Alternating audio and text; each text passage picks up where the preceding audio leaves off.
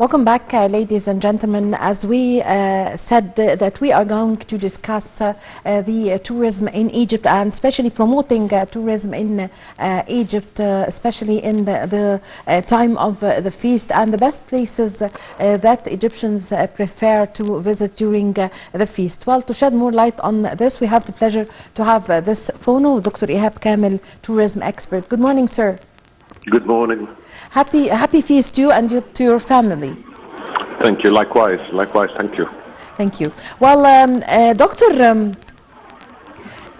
usually during the feast, Egyptians prefer to go to very old touristic places like the pyramids, like the Sphinx. Although this is a religious occasion, the feast of the Great Bayram, of course, but they don't prepare to go to Islamic places as much as they prefer to go to pharaonic places. No, not necessarily. I mean, nowadays there's a lot of awareness about other places in Egypt, and now if you walk in, for example, in Moasis Street, because it had seen a great deal of promotion and it had been spotted by the media a lot, you'll find lots of Egyptians going there and visiting these Islamic monuments and taking pictures and enjoying the place. Yes. So I think that the Egyptians' thinking is changing, especially with the younger generations. Yes, and also, Doctor, maybe because the Islamic monuments here in Egypt is not that far away from, it's 500 years ago or something have been established, or 1,000 years ago, not like the pyramids and the Sphinx, of course. And also the Islamic monuments here in Egypt, they are things that the people use every day. They go to the mosques and they pray in the mosques, the old mosques. Isn't it? Oh yes, definitely, definitely. There are lots of very ancient mosques that the people prefer and go and pray. I mean, for example, the Mosque of Amr of the Last. There are lots of people who go. I mean, they feel familiar with these places. Yes, they are very familiar because most of them are close. They are at the center of town. Yes. So basically, they're not as far like the pyramids, or they have an easy access to get there. Yes. It doesn't take long. Plus that nowadays, as I said, the thinking of the younger generations is changing. There's more awareness about these places. And actually, lots of people, they go there nowadays and they spend nice days. And you will notice that even those who work in the in the professions related to travel business, they got used to the Egyptian traveler or to the Egyptian tourist or the Egyptian visitor. They got used to him, and they prepared themselves for that. Yes. Yes. Doctor, how can we take benefit of the occasion of the feast to promote for tourism in Egypt? Not only for the Egyptians, but for all the foreigners and the Arab world to come and to stay and spend the vacation of the feast here in Egypt? Well, it's part of the holiday agenda. So actually, we have to promote this in the countries that have the same holiday agenda or that are close in their holiday agenda. So we should be starting to promote Egypt in this period as we promote Egypt during Christmas and during Easter in Europe and in the Western countries. We should also do this in the Arab zone countries and promote Egypt as a destination during this period, because this period, it's, as I said, a holiday agenda in all the Arab countries. So I believe that this can be worked out into the Arab zone and the Islamic area as well. I mean, in many other countries like Indonesia, like Malaysia, I think they have this period as a holiday agenda. So we can promote Egypt and make use of this period in these countries Yes. to Yes. attract people from there. Yes. So, Dr. Kamel, what are could you name some of the places that you recommend that the Egyptians could visit during the feast time? Let's Well, start with Cairo. What do you recommend here in Cairo, the places? well, actually, lately I had been visiting a magnificent place which is full of Islamic treasures, and it didn't receive its fair share of fame, which is El Saliba Street. Yes. Actually, that's a magnificent place with lots of Islamic treasures from the beginning till the end, starting from the Sabil of Sultan Qaitbay till the end, Yes. where we have a magnificent mosque of Salar and Singer El Gawli. That's a hidden treasure that people should see. Yes. And it's not very far. It's very close to the citadel. Yes. Is it in the Al Khalifa district? Oh, yes. Yes? Behind the Khalifa police station. Yes. It's an amazing place, Yes. and the place had been well taken care of lately, and the street Yes. is magnificent. Yes. Really, it's something that's really worth seeing. It's part of our history, Yes. and I believe that this is worth to be spotted on in the Yes. next period. Yeah. That is about Cairo, actually, or central Cairo, Yes. if you may say so. Yes. Also, spending the vacation of the feast in on the beaches. Egypt is very famous with its beach tourism, of course, in Hurghada, in Alexandria, in Sharm el-Sheikh, in several places in the north coast. Everywhere, I would like to tell that to our viewers that the hotels in Egypt are fully booked nowadays with Egyptians and with the foreigners and also Arab people spending their vacation here in Egypt. Yes. Many people do not know that now the North Coast is attracting lots of people from the Gulf. Yes. It's becoming a very famous destination for them. Plus the Red Sea, they had been to Sharm el-Sheikh since a long time ago. Now you find that international airlines from the Gulf, they land directly to Sharm el-Sheikh, or they have direct flights straight to Sharm el-Sheikh. Actually, nowadays, the northern coast, it became a trend for many of the Gulf travelers, and surprisingly, they book there from since last winter. They had booked their holidays over there, so you'll find that it's fully booked. Yes. On all the hotels in the northern coast are fully booked. So I believe that we have started promoting the northern coast as a destination lately, and we're harvesting the results of the policies that had the different governments had applied when we started building resorts over there by forcing every developer to build a hotel over there. Nowadays, these hotels are fully booked, and they are very well marketed in the Gulf. Also, plus the traditional destinations, Hurghada, Sharm el-Sheikh, Ain al-Sukhna. I believe it's fully booked at the moment, especially that the weather there is nice. It's close to Cairo. It's only 1 hour drive or 90 minutes, which makes it a very good destination for the people from Cairo or for the resident foreigners in Cairo, especially if we have a short holiday like 2 or 3 days. It's an ideal place for anyone who's spending a city break in Cairo and he wants to have a break by the beach Ain al-Sukhna is an ideal place for such kind of people. Yes, yes.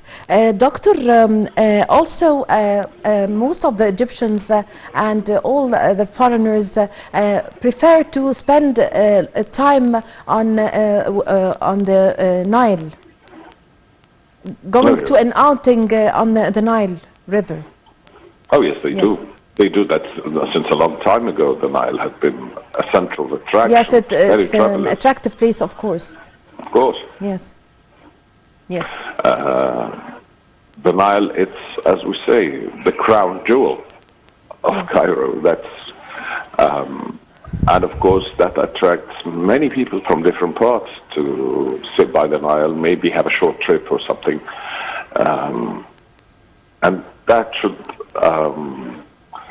encourage us to take care of the river, and because this is one of Egypt's most important assets, if it's not the most important at all. So I believe that it's one of the most beautiful things in Cairo, just visiting the River Nile. Yes.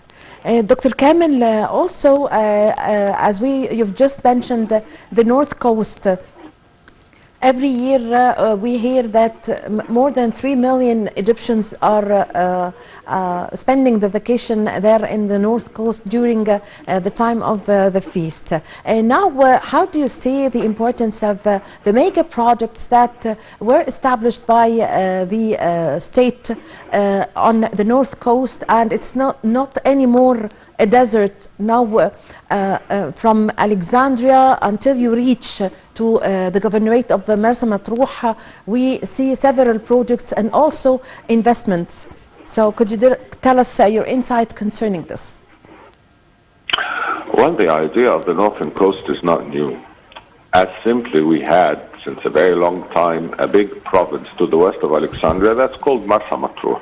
Yes. As a matter of fact, we are not the only ones who had developed the northwestern coast.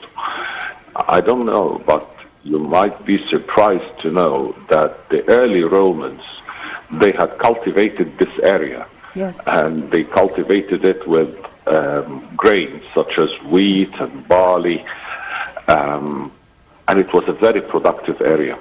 Of course, Alexandria, being a city and the population is growing so big, it was something natural to extend, but the ideal thing was to extend to the west. And this had started showing on a very small scale in the 70s when Alexandria had started extending towards Agami area.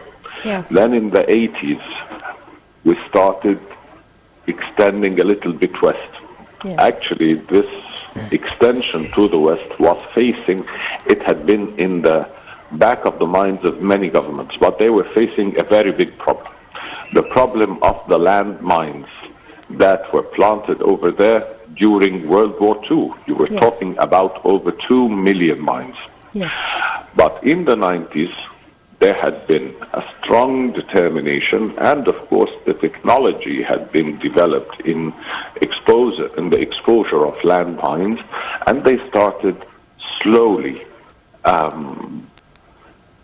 clearing this area from the landmines, and that's when the real development started. Once the mines were cleared, as you can see, the development had seen a boom over there. So basically, this is a future for Egypt. I'm dreaming that this area would not be only used for the 3 months of the summer, but to be a productive area throughout the whole year round. We can, in the winter, we can bring travelers from Europe, especially that you have airports there. You have an airport in Alamein, which is not very far, and bring travelers from Europe and promoting for them Siwa and Alexandria. You can do lots and lots of programs from this area over there, and there's lots to be seen. As I said, it's enough just to take them to see you and back. And this area is very well prepared for agriculture. Yes. So I believe it's going to be a very productive area, especially that it was cultivated in the Roman times. So we're not doing something new. We're just doing what our ancestors did hundreds or maybe thousands of years ago. Yes. So, Dr. Kamel, the Ministry of Tourism and Antiquities announced that during the feast, announced half-priced tickets for Egyptians and foreigners who are visiting archaeological sites and museums in Egypt, in all governorates. So how do you see this announcement or this initiative as a kind of promotion and a kind of boosting for tourism in Egypt? A very good step from the government, trying to help in promotion with the tools that they have at the moment.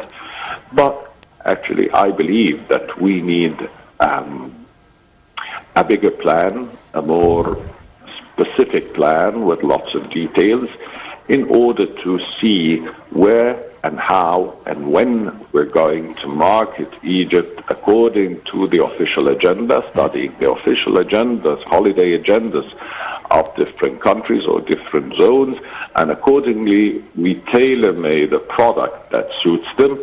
I believe that this is a governmental part, but actually I believe it should be part of a bigger plan in order to make a strong marketing for Egypt. And I don't believe that Egypt needs marketing. Everybody around the world, they know Egypt, but we should be working on how to make that the tourism authorities should coordinate with different governmental departments in order to make the stay of the traveler as comfortable as it can be, and also making an awareness to the people, yes, to the population of how important the travel industry is to the economy and to them.